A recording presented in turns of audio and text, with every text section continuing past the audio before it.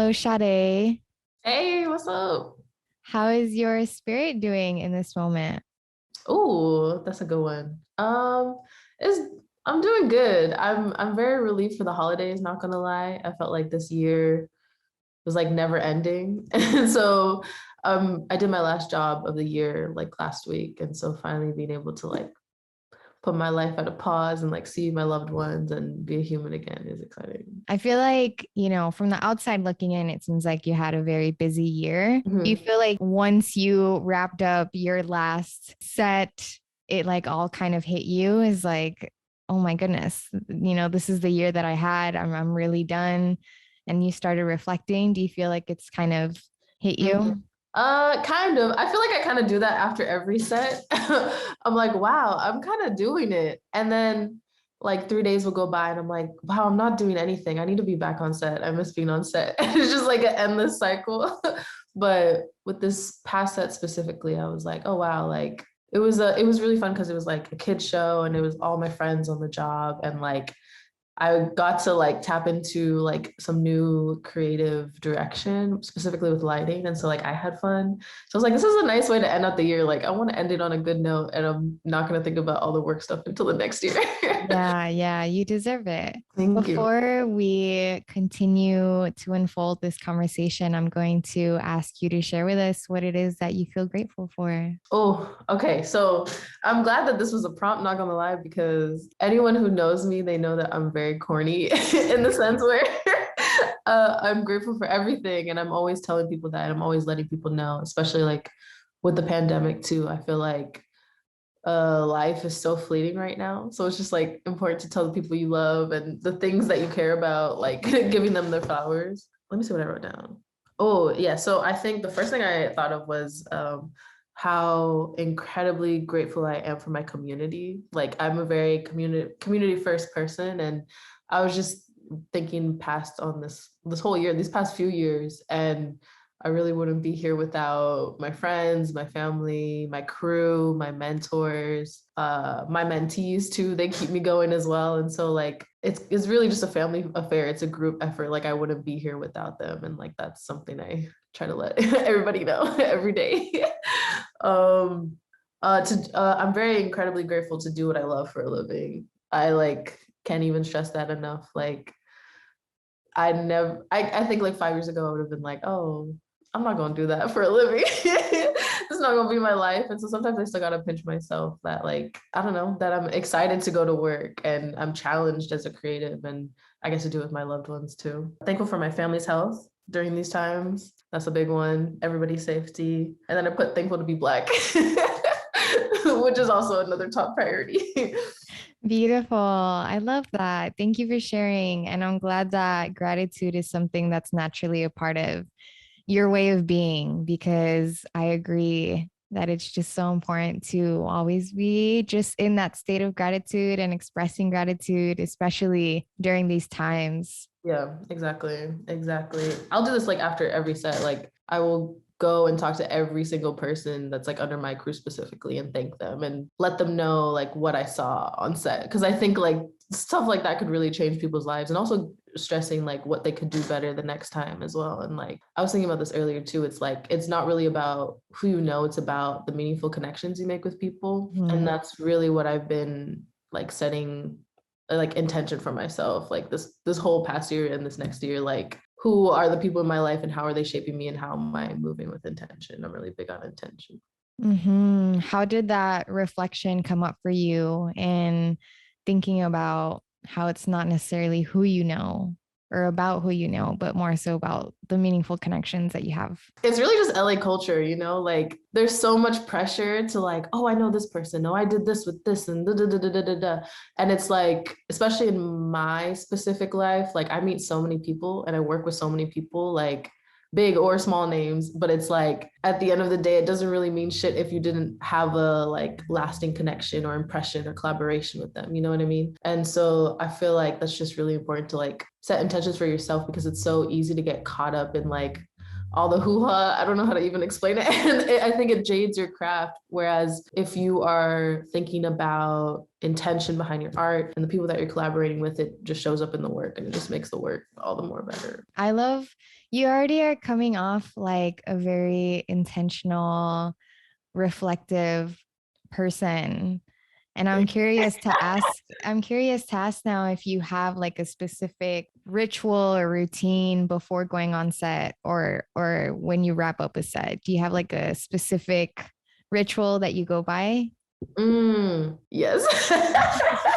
Okay, so I'm very big on not appearances, but like how I present myself because it's like I am the big boss of like my departments and other departments as well. And so choosing the right outfit is always like it's like a small thing, but it's like a big thing for me. I have this really weird niche thing where I always need to wear a t-shirt with like a black icon on it. So like anyone who's worked with me on set, they know like I'll wear like a Whitney Houston or a Prince or I was wearing Lauryn Hill the other day, Basquiat, things like that, because it just became like a random, like unintentional thing where it just helped me feel grounded that like all these black legends are looking over me as I'm like carrying out my own creative endeavors. And like music is big for me too. Like I will like I have like a go-to set playlist. There's some Baby Keem on there for sure.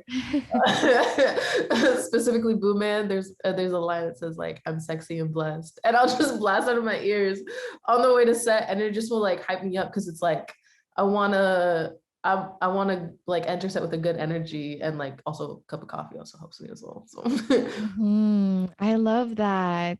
How have you dealt with like energetic hygiene? Because I feel like being on set, you're meeting, new kinds of people every time you're on a new set. You're surrounded by a whole team of people. Everyone is coming into this with their own energies and aren't always like stepping into it. Everyone's just feeling different. yeah. So, how have you managed or evolved as you've grown through this industry, making sure that you yourself aren't taking on other people's energies or taking things personally? How has that been for you?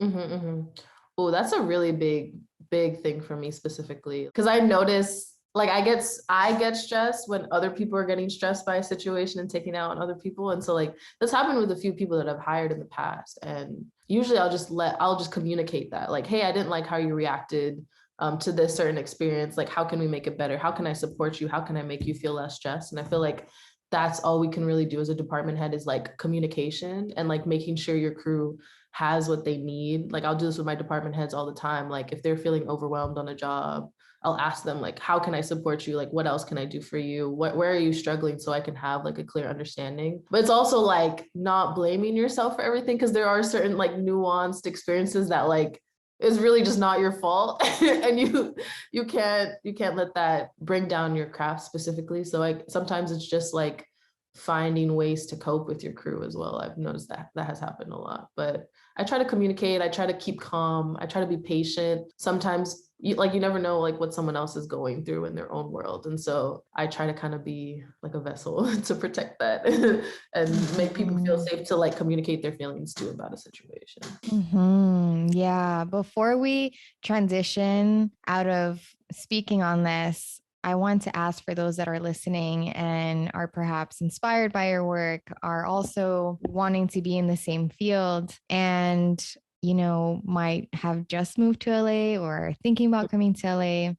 Mhm. And you touched on, or we touched on relationships, and that's just really a huge part of not only your industry but every industry. It really is important to foster relationships, and more so, like you said, meaningful relationships. Yeah. You becoming aware of this and setting the intention to hold more space for that, how do you intend to foster more meaningful relationships moving forward? And your response will serve as a word of advice for others. I would say like how I kind of help foster that is a lot with like my organizing work. So I work with this organization called Made in Her Image, and it's basically like an educational tool for young Black and brown girls to learn about filmmaking. Like that's all that it is, and that's all that it needs to be. There's no like weird agenda or anything. Like it's really just creating space and community and like a platform for folks to learn. Because like I know how hard it was to get access to gear when I was coming up, and like I don't want to promote that idea of like gatekeeping in the industry and gatekeeping around gear and like how I approach my projects and stuff like that. And so we've done like a few workshops. I taught like a cinematography class. We're trying to do more in-person stuff. We did a lot of like in-person events before COVID, but now it's just like so crazy. But that's kind of like been a big part of my process even before I started like professionally DPing, like I threw art shows with my friends when I was in college, and like even though we had no idea what that looked like or how that works, we still were doing it because it's like I've always just been a very community driven person. And so even like when I meet people now and they reach out to me and they're like, oh, let's get coffee, like I don't try to just get coffee and like not have any next steps, you know what I mean? Like if someone's saying, hey Sade, I am struggling with this, like what do you know about this? I'll send them a contact, I'll send them a resource, I'll point them in the right direction, because it's like, especially with like Black and brown folks specifically, like we got to look out for each other. And sometimes I treat myself as like a dictionary because I just have all the people in my mind, but it's like sometimes people just don't know each other exists. So like it's like connecting the dots really. And I feel like that's the funnest part about what I do, honestly. I feel like you have had such a successful year this year. Would you say that this year has been the most successful for you professionally? Oh yeah, for sure, for sure. Everything happened really fast. This year and last year was kind of like, it felt like last year and this year kind of felt like one long year. Ever since I got signed, like my career has just been shoot. And it's happened so fast, but I'm so glad to have like such a really dope team of agents. Like they really support me and they've helped me through some really hard instances, and they've helped me learn a lot and pushed me to get out of my comfort zone. And so like having a good team has helped me kind of stay grounded. Do you feel like that is what has contributed to you having such a successful year, is essentially you being signed? Not necessarily. I've like told a lot of DPs this too. Like getting signed isn't the end all be all. One, you don't want to be thrown into an experience that you're not ready for. And two, like half of being signed is like being able to bring in your own work. And so like I was working before I got signed, but like all the money stuff I was just like trying to make sense of. And my agents really taught me a lot about that, and like being able to price myself and like really fine-tuning my website. Like that changed my life as well. Like the first meeting I had with my agent, she was like, so this is what you're gonna have to do. And I was like, thank you, because I have been looking at this website and refreshing it like 20 times. I don't know what I'm doing. And so it's really just like a guide, but also like it's so important for like upcoming DP specifically to know that they need to establish themselves before that conversation so that when they're thrown into it, they're ready. And so that's what I do with my mentees a lot. Like I'll have them send me their website or send me their reels, and I'll give them feedback so that when that conversation does happen, they are prepared for that. What would you say is one of the most valuable pieces of information that you've gained from being signed or from having that representation or that assistance backing you and assisting you in your growth? I would say like knowing your worth, and also like don't take a job unless you're excited about the creative. That's like something that Gersh is really big on, is like only picking up projects that are like meaningful for you, or like picking up projects with intention, even if it isn't specifically for the creative. Like how is it going to invest in your future moving forward? And so before I was just kind of like, because I was young, you know, like before I got signed, I was like, oh, I want to do everything because I can do everything. I got time, I got gear. Like, but now it's like in this next chapter of my life, I've been able to move with intention and only pick up work that I connect with. And like that's an even more cathartic feeling, because then it kind of helps prevent burnout specifically. Like I've told so many people like, oh, I'm done for the rest of the year. They're like, what? You're done for the rest of the year? Yes, I am. Because I feel like I did everything I needed to do this year. And like that should be okay. Like we shouldn't feel like we need to go boom, boom, boom all the time, you know? How would you describe this season of your life? Constantly evolving, I think. Because I'm still, you know, I had a very successful year, even though I've done XYZ, it's like I'm not at the end all be all, you know what I mean? And I feel like that's what a lot of people have been putting that pressure on me lately, like, oh, Sade, you've made it, and da da da da. And I'm like, well, I'm just getting started, you know, like there's still so much to do, and there's so much to learn, and there's so many new experiences to live. And so like that's kind of like how I've been moving recently. Like I'm not in a rush to do anything too, you know, like everyone's like, when are you gonna get that next show? When are you gonna shoot that feature? I'm like, I'm gonna do it when I'm ready, and I'm gonna do it when it's a project that I really care about. You know, I'm not in a rush. I love what I'm doing right now, and I'm doing it with the people I love, and like I'm good. Like there's no rush for me. Mm-hmm. How about the season that you're transitioning out of? Mm, How would mm, you describe that season that you're in no longer? Naive. Like I was so, I don't know how to explain it. I was just very naive, like 1 to 2 years ago. Like I was just very like, oh, like, are they still gonna want to work with me if I price this way? Or like, are they even gonna like my ideas? Like stuff like that, like little things like that. I would like be kind of like self-sabotagey. And like as soon as I like kind of snapped, like my life changed and my process changed. And I was like much more confident when I would like pitch ideas to directors or like when I would negotiate camera budgets or lighting budgets, you know what I mean? Like being able to, like when people know that you're confident in yourself and your ideas, like it's so much easier for them to get privy to it. And so like being able to overcome that has meant a lot to me because I was definitely an introvert when I first started and now I'm like extrovert energy. I don't know how it happened. Yeah, just really coming into your confidence of what it is that you bring to the table. Exactly, exactly. Yeah. Success from, my own experience and from what I've witnessed in others is an adjustment Mhm. when you are beginning to manifest your dreams and you're coming into environments that you haven't, walking into rooms you haven't been before, but you're definitely worthy of being in. How would you say the success that you've experienced this year has been an adjustment for you? I think I'm still not used to like working with people I admire. It kind of gets scary sometimes because like I don't know, like I was very big on how locking myself in a room and watching films all day. And so like being able to like work with these directors and these artists and these production companies that made all of the work that I grew up like watching and taking in has been like pretty surreal. And I'm like just trying to stay cool and be like, okay, I'm here for a reason. Sometimes it's like kind of scary because I'm like, oh, like, I don't know, what if this is too soon? Or what if I'm not ready? Like, da da da da. And like, I just have to like, it's that confidence thing again. Like, I got to pinch myself and be like, Sade, you're here for a reason. You made it this far for a reason. Things are happening so fast for a reason. Like, be easy on yourself. And I feel like something that I struggle with personally is like, visibly, I am a young 22-year-old Black woman doing what I do, and it is not normal. And people are still getting used to it. And a lot of people have a lot to say, and it gets to my head sometimes. And like, I don't know, ultimately, it's like my passion and like my excitement for film got me this far, and like I can't let that be like the determining factor of my downfall. You know what I mean? Like I need to stick with what I know and like what I love. And how is your success? We touched on adjustments, but how has it transformed you as a person? I think in my own personal life, like being a boss, I don't know how to explain it. Like being a boss has just made me very communicative. Like I I was just very big on boundaries, very big on communication,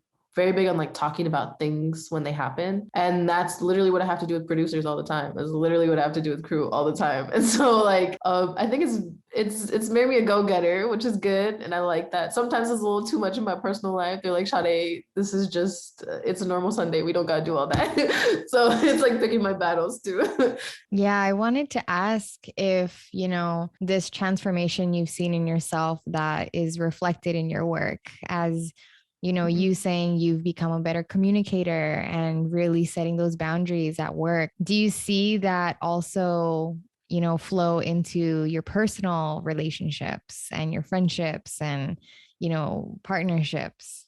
Yes, all the time. All the time. But it's good though. Like because I work so much, like that's why I was talking about intentionality. Like any free time that I have goes towards my loved ones. And so like if you're not with it, it's not gonna work. You know what I mean?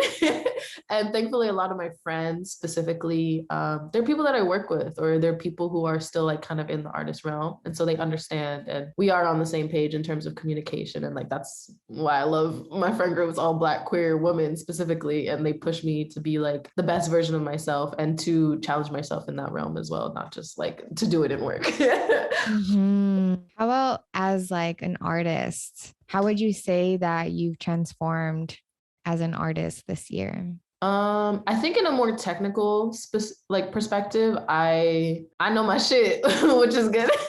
Like Before I was just like very new to like camera specific. Like I came up more in lighting. And camera is still stuff that I'm like catching up on. And so like the past year I've learned a lot more about glass and like how different glass can tell very different stories. And so like and that was all like given to me by rental houses, like supporting me on smaller projects and letting me play with new unconventional glass, or letting me come into like Panavision to do a lens test. Like things like that really like changed my personal life, because it's like, wow, these people care about what I have to say and they're willing to invest time and resources and gear into me. Like that changed my life. And so I think as I progress in my career, like what makes being a DP so exciting is like there's so much gear like evolving and new gear coming out and new technology coming out, new sources coming out, that we're always going to have room to challenge ourselves and to play. And like I don't know, it's just going, it's a gift that keeps giving, I guess.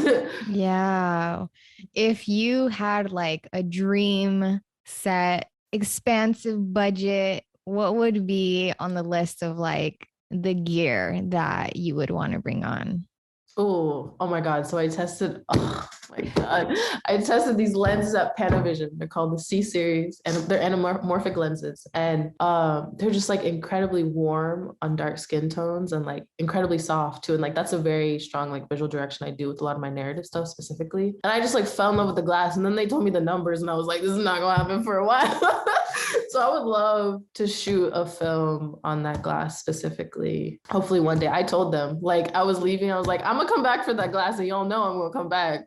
It's not gonna be now, but it's gonna happen soon. And so like that's like fingers crossed. That's so cool. That's definitely a realm of work and art that I'm not fluent in. So I'm sure there's so much to learn when it comes to just cinematography overall and all the gear that there is. And I mean, you've done lighting, you've done DP. What would you say is your favorite workflow, or like do you have a favorite behind the camera of what it is that you're working on? I think my favorite part of cinematography specifically is like the idea of fruition. Like when you get a script or you get a deck, and I like to propose like questions for myself. Like, what am I trying to say? What can I bring to the table with my work specifically? What glass do I envision this in? What is the motivation for my key in this scene? Stuff like that, you know? And that gets me hot. That gets me excited. I love pre-production. I love watching movies for inspo. I love looking through like references. I love making pitch decks. I love watching lens tests. Like it goes back to intentionality. Like I love the research that goes into filmmaking and the idea building. I love shot list meetings. Like any director that's worked with me, they know I don't care what is going on in the world. I will give you my whole day, my whole week to just sit with you and talk to you about the script. And so like I feel like that has been the best part of my process. And then when you're on set or when you're talking to your crew about the creative, like you have it all figured out, you know, like you spent that time, you put in that work, you know, and then it gets everybody else excited about the project or on the same page, and they know right away because you were very strong with your communication and your pre-production. So like I think that's like my favorite part. Like I love just I love pitching for projects, and like I'm a Leo too. It's like the chase, you know, I get so excited about that too. And then when I get it, I'm like, oh, okay, like my ideas paid off. Like the time spent paid off, and like nothing beats that feeling. Of all the sets that you were on this year and all the productions that you were a part of, which, really, really touched you and impacted you and was very transformative for you? Oh my God. So there's two actually. The Mhm. first one was the short film that I shot. It's called Sonia Dora. It literally was a dream project, like literally a dream. I don't even know how to explain it, because if you know me specifically, like I'm big on like magical realism. Like I love Michel Gondry, but I've always wanted to make it Black specifically. And so one day, it was like early this year, I get a message from this production company. They're like, oh, we have a few scripts for this program that we're doing. I'd love to send you a few, right? I'm reading through all these scripts and they're all incredible stories, but there's just this one that like speaks out to me. And it's about this young Caribbean woman who sacrifices leaving her family, leaving her hometown to pursue her dream of dance and come to America and pursue what would be, quote unquote, the American dream. And I was like, damn, this is my life.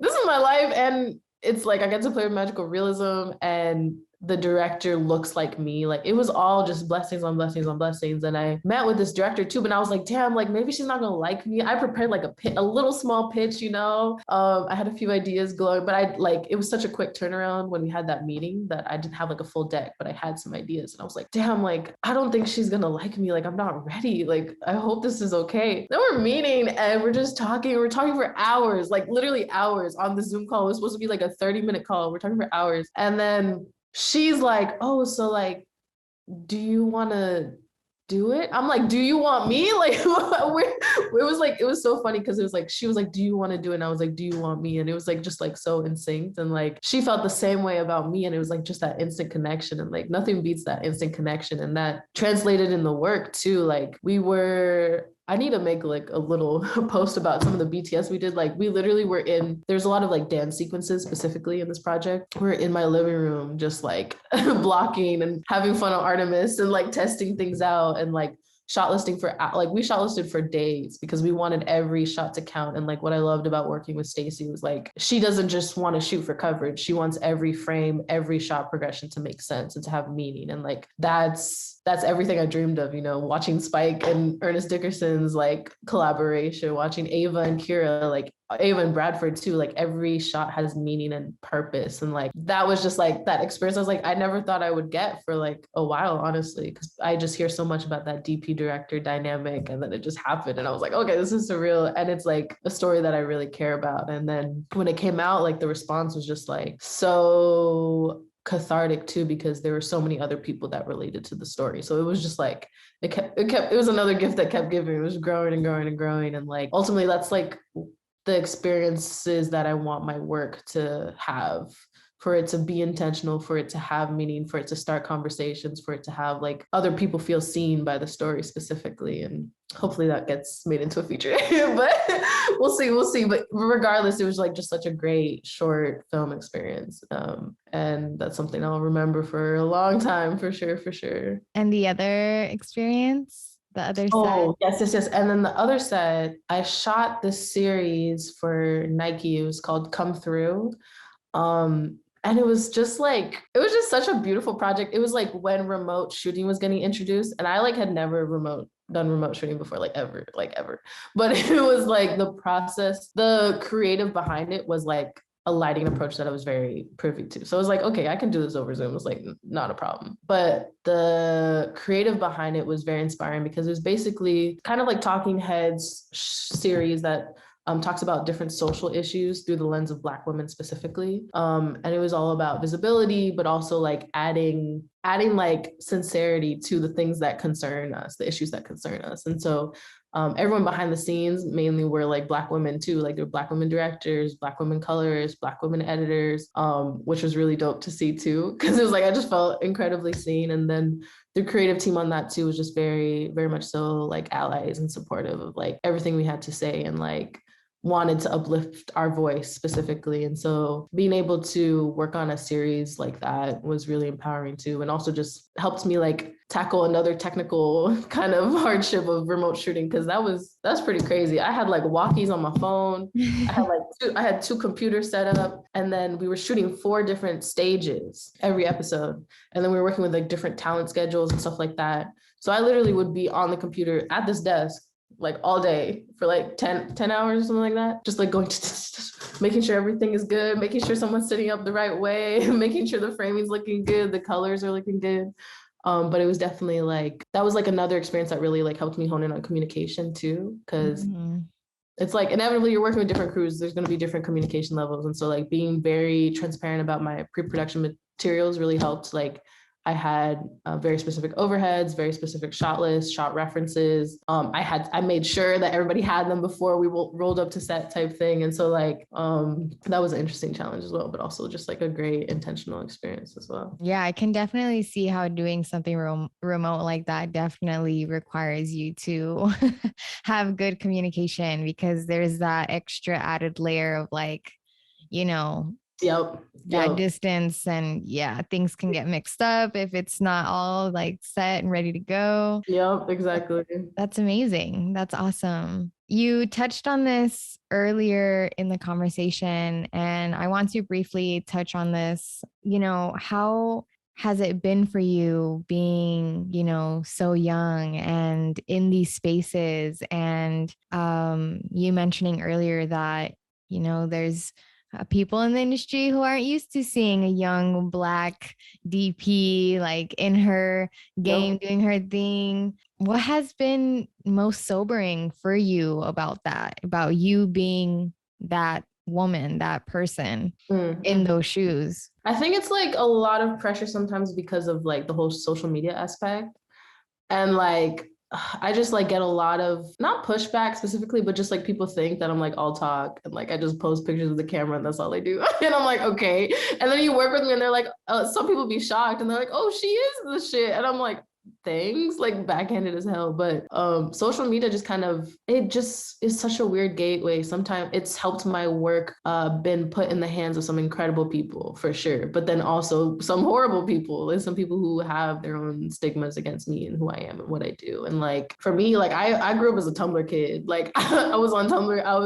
I was spending way too long on my Tumblr HTML trying to make it look cute. Like I was definitely always like an internet person just because like I grew up in a small town, suburbia. There weren't many Black people where I came from. Like the internet has always just been kind of like a form of escapism for me because there would be other Black kids across the globe that related to some weird, obscure shit that I had to say, you know? I don't know. So it's been interesting. Like social media has made it interesting, but I've just kind of made my due diligence to be in person more, like going to events, like being more connected with people, you know, because especially with COVID and stuff, it's like everything has been online. And so like getting people to see how I work and see how I communicate and see how I move in person has like made it all the more better. But it's also like it's just gonna be something that's gonna be thrown over my head for the end of time. Like there are producers that have been fans of my work before and then they work with me and they've done like weird kind of things that feel kind of ageist and sexist, but it's like ultimately it's like I just got to keep doing me. I got to still move with that confidence. I still got to focus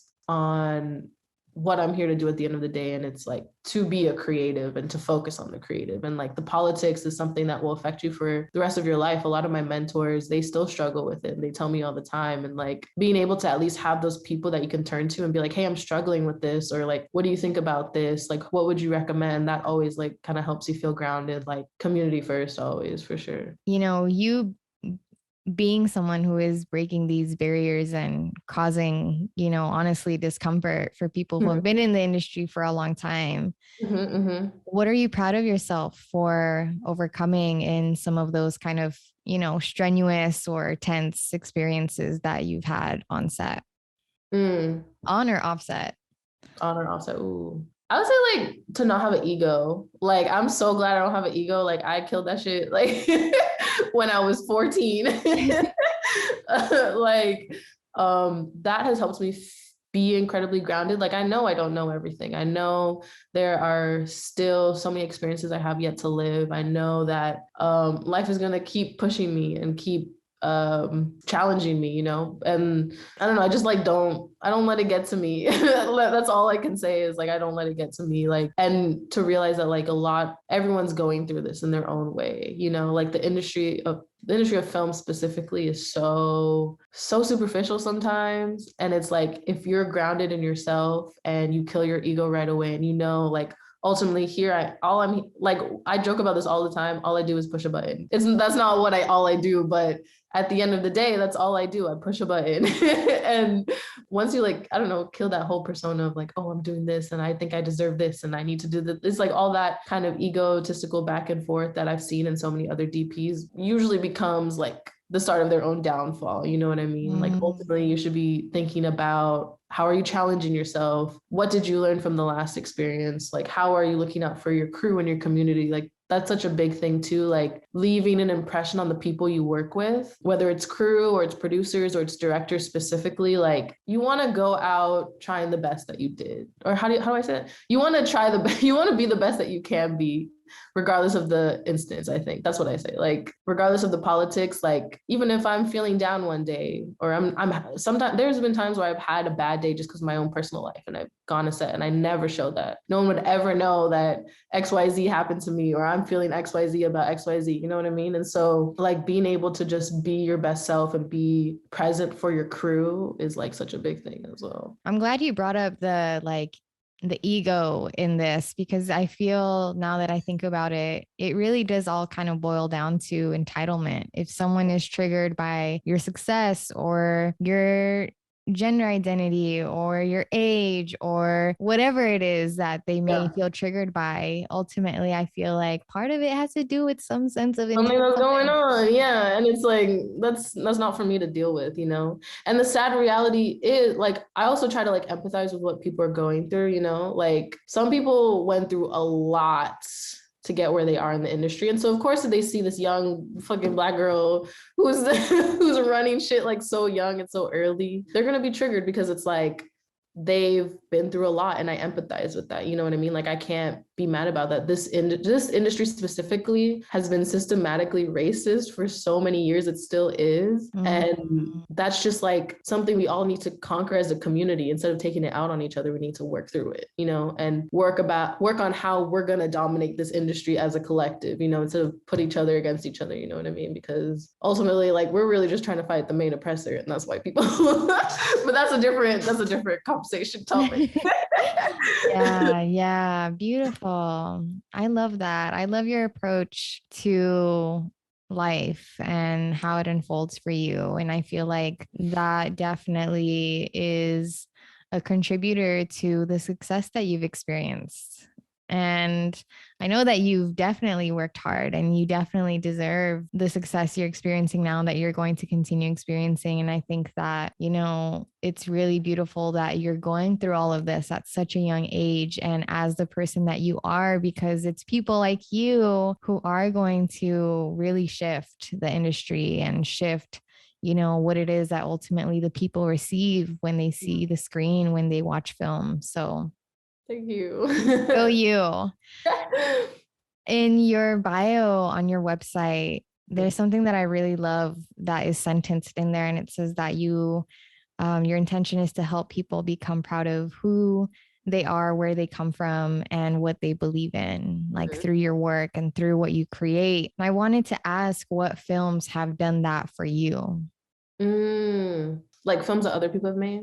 Mm-hmm. Mm-hmm, mm-hmm. Moonlight, top of the list. Like Moonlight helped me feel incredibly seen for so many different reasons, like not just sexuality, but like also family traumas that I was going through as well. But the way it was captured was just like in such a beautiful, abstract way. And I feel like that's kind of what I wanted to incorporate into my own process, is like to tell these real and authentic stories, but in an abstract form, breaking down what reality looks to us and challenging what reality looks to us. And so like that's why I'm really like drawn to magical realism specifically, because films have always just been a form of escapism for me, honestly, since I was a kid. Like I grew up in white suburbia. There was not many Black kids. And like what I would learn about Black culture would be through films, like point blank, because I didn't grow up like around my Black family specifically. They were all in Belize, like unable to come to America. And so I was raised by my grandmother, who's from South Africa, and she married this white husband, and they moved to Palm Springs, which is like the whitest of white places you could grow up in. So like a lot of what I learned about myself and my identity was through films. And I knew that I was different. I knew that I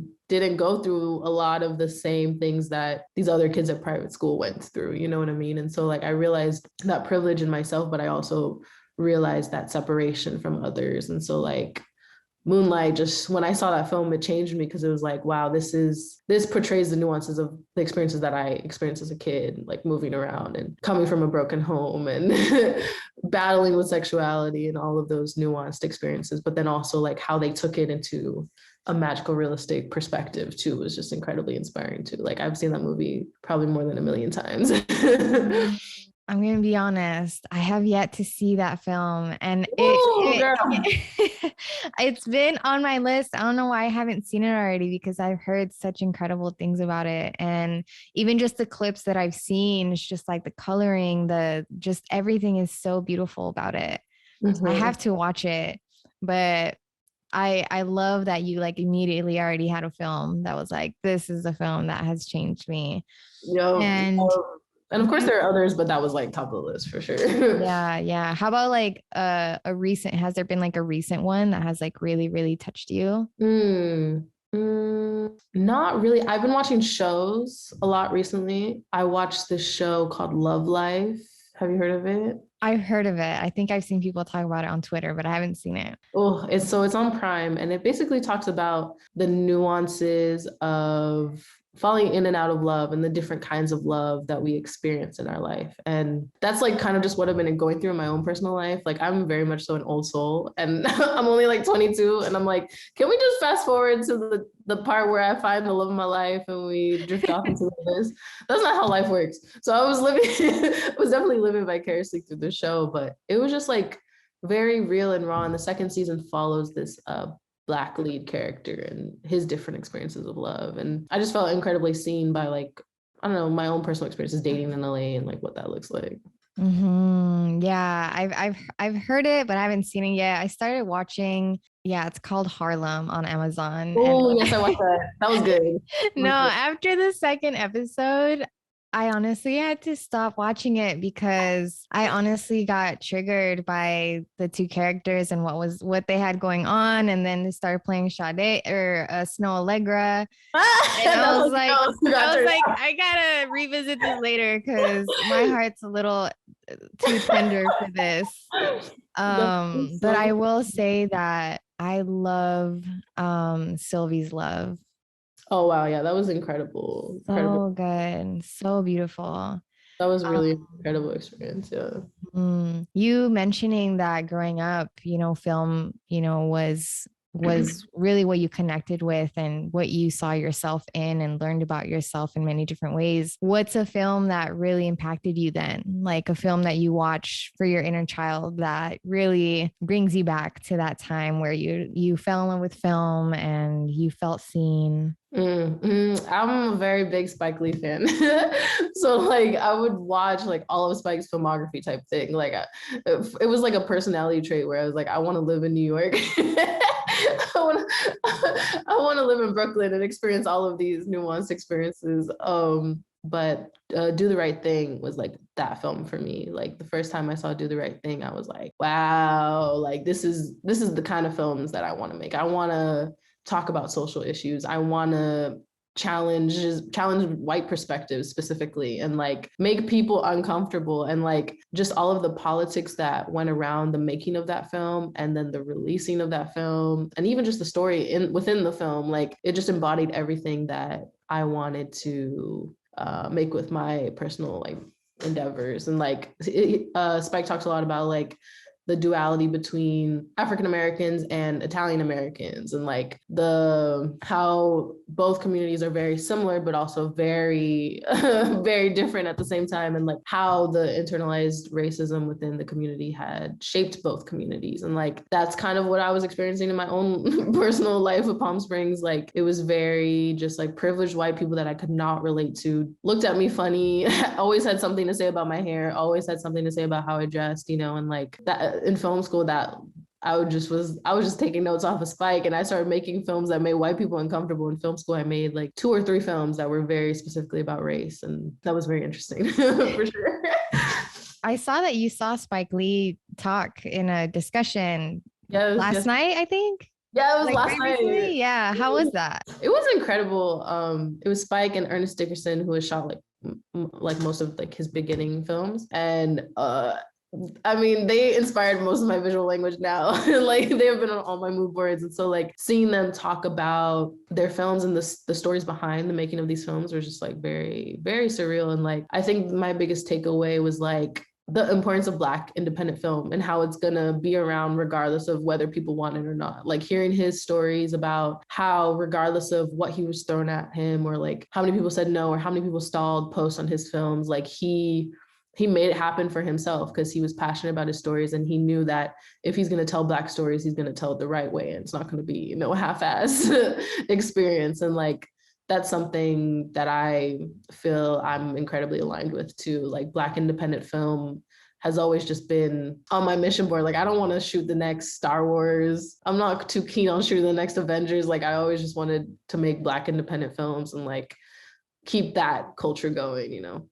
I'm curious to ask what your thoughts on Jordan Peele are. Oh, I love Jordan Peele's work actually. When Get Out came out, I was like, whoa, nobody's doing this. Literally nobody's doing this. And it was just like so crazy to see his career because he had like the comedic background, and like then he just did a whole like 180 on everybody and changed his whole career path. And like you could tell that that's something he wanted to do all along, and now he's doing everything he wanted to do all along. And it's bringing a new genre to Black filmmaking specifically, and I think that's incredible. I have a couple last questions here. What stories do you feel aren't told enough on film?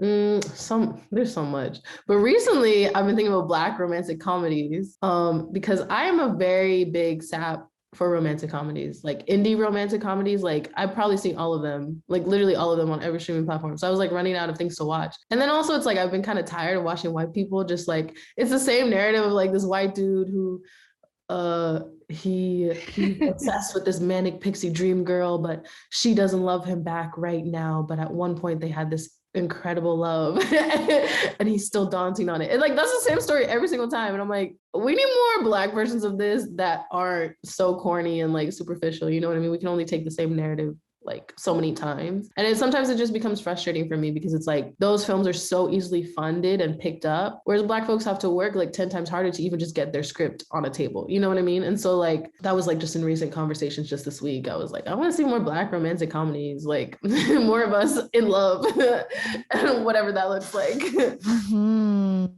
Yeah, what are like off the top some like recommendations of rom-com indie films? I just watched this one film. What is it called?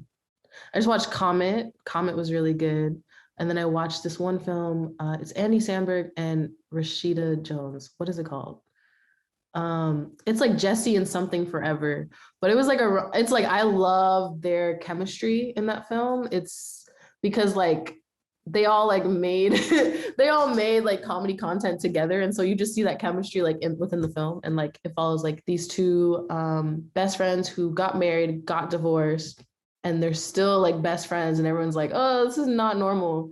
But I was like, I incredibly relate because I like with my best friend that I fell in love with, whatever. Sometimes it's just like, why can't we just be best friends and like enjoy that moment? Yeah, like really representing all stories is really important. You tweeted recently that 2022 will be the year of putting yourself first. Mm, mm. Yep. Yep. Do you feel like 2021 was a year where you could have put yourself first more? Yes, 100%. And I don't necessarily see that as a bad thing. Like there was a lot going on, like a lot going on.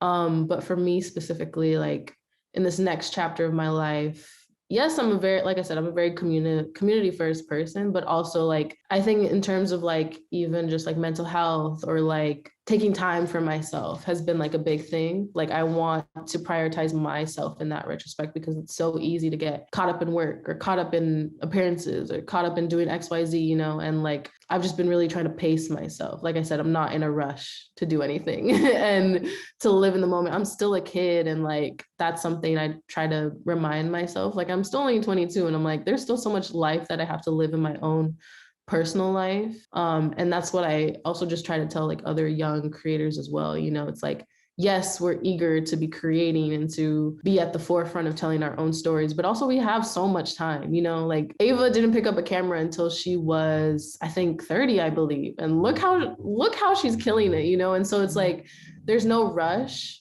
like do it at your own pace. And it's also like, we have to live life to tell films, you know? And ultimately like having that balance is so important. We have to live life to tell films. That is so true. And I feel like that's why, we see artists kind of like taking breaks to like go live life, because Mhm. it really is so important that we are prioritizing living life so that we can then actually create and bring to life these arts that are going to ultimately reflect the life that we've been living. Exactly. Exactly. Yeah, I am so grateful for this conversation. I feel like there's so much more that we can talk about. I feel like we ended up talking a lot about film and work. And normally these conversations are more so just about life, but you've had such a successful year, and I feel like this year has been very pivotal for you, for your life. And so Thank I'm you. really grateful to, have shared this moment for you in this moment in time in this season, because I know there's just so much more magic to come from you. And I'm glad that, you are intending to make next year more of you pouring into yourself, which I will say that you like, manifesting all the success that you have manifested is a reflection of you pouring into yourself. But, Yeah. aside from the professional life, it is really important that we do that. So I'm glad that that's what you're focusing on, and that intention has actually been, the root of this whole conversation. And so, if there's anything that you feel called to share, I want to hold space for that. But if not, it's all good. Yes. I just want to say thank you for having me. Like this was a great convo, and you asked much deeper questions than I'm usually asked, which is good. I feel like I'm trying to be more I don't know, personable with the people in the abyss watching. So like this was a great convo. I would say I'm trying to think.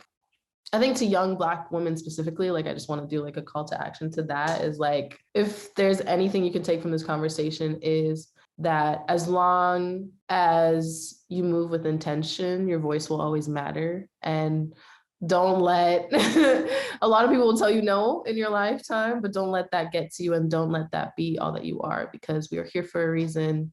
People want to see our stories, and we gonna go out with a fight, and that's on period. Amen. Beautiful.